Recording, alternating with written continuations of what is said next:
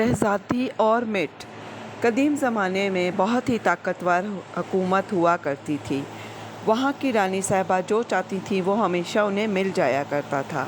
وہ اپنے اکلوتے شہزادے کو دل و جان سے پیار کرتی تھیں، جو انتہائی حسین و جمیل تھا۔ اس کی پرورش میں کوئی کمی نہ چھوڑی تھی۔ عمدہ شاہی لباس اور لذیذ پکوان اور پڑھائی کے لیے عمدہ مطالعے کے لیے رسائی۔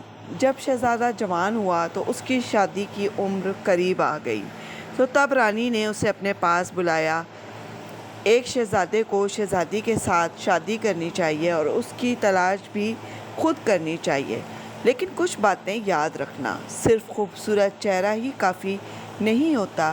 ایک شہزادی بادشاہ اور رانی کی بیٹی نہیں ہوتی، بلکہ وہ نازک دماغ کی، روشن اور دل عزیز ہونا چاہیے۔ اسے عمدہ لباس کی معلومات ہونی چاہیے، جس سے وہ نفاست کے ساتھ زیب تن کر سکے۔ اور سب سے ضروری بات جو تمہیں پرکھنی چاہیے وہ ہے اس کی دل سوز آواز۔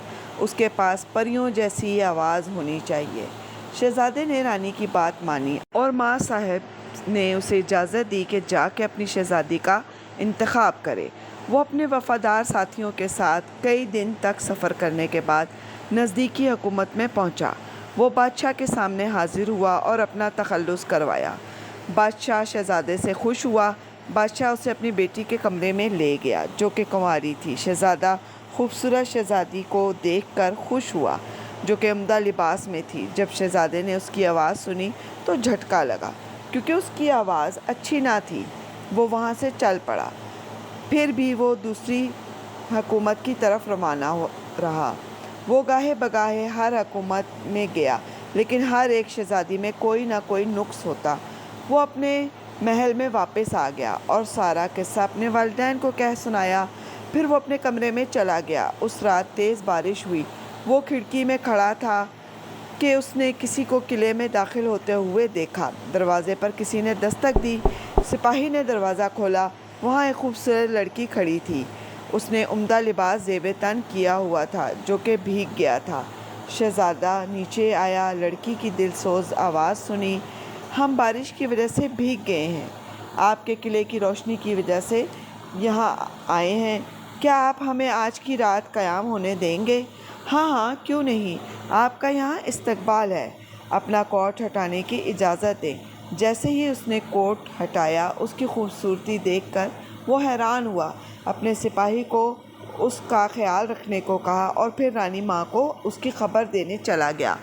رانی ماں شہزادی کے ساتھ آئی اور پہلی ہی نظر میں رانی ماں کو وہ ناپسند تھی۔ اس کے گندے لباس کو دیکھو، یہ کوئی شہزادی نہیں ہے بیٹا، اس کے ساتھ کوئی سپاہی بھی نہیں ہے، اور بھلا اتنی تیز بارش میں کوئی شہزادی باہر کیوں نکلے گی؟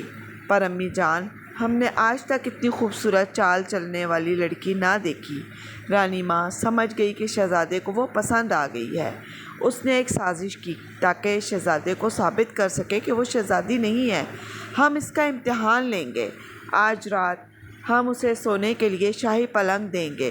ان 10 شاہی گدوں کے بیچ ایک کچے مٹر کا دانہ، اگر وہ نازک شہزادی ہوگی، اس کی چبھن سہ نہ سکے گی۔ شہزادے کو اپنی ماں پر پورا بھروسہ تھا۔ پھر سپاہیوں سے کہا مٹر پلنگ کے نیچے رکھنے کو۔ وہ رات بھر سو نہ سکی۔ لڑکی صبح اٹھی، سپاہی کو بلایا۔ ہم رات بھر سو نہ پائے، مجھے تھکان ہو رہی ہے۔ پر شہزادے سے یہ بات مت کہنا، یہ پلنگ تو بہت بکواس ہے، جسے کسی نے اینٹ رکھ دیا ہو۔ شہزادے کو لڑکی کی شکایت کے بارے میں پتہ چلا۔ وہ لڑکی کے پاس آیا۔ آپ ہی اصلی شہزادی ہیں، کیا آپ مجھ سے شادی کریں گی؟ ہاں، پر میں اس پلنگ پر کبھی نہ سوؤں گی۔ تو پیارے بچوں اور پیارے دوستوں، اگر آپ کو میری یہ کہانی پسند آئی ہے تو اسے سبسکرائب کریں، لائک کریں اور ایک دوسرے کے ساتھ شیئر بھی کریں، اور اپنا بہت سا خیال رکھیں۔ اللہ حافظ۔